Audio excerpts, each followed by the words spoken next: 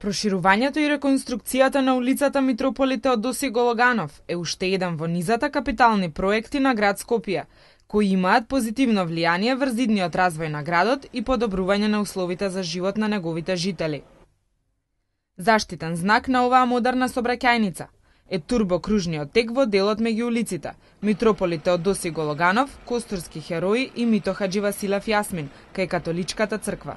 Кружниот тек, кој е белег на оваа крстосница и е прв објект од ваков тип во Скопје и Македонија, го красат 1100 хризантеми во бела, жолта и розова боја.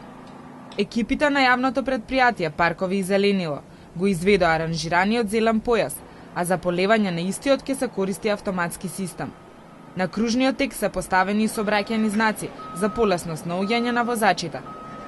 Формирањето на кружниот сообраќајен тек директно ќе влијае врз големувањето на безбедноста во сообраќајот во овој дел од градот.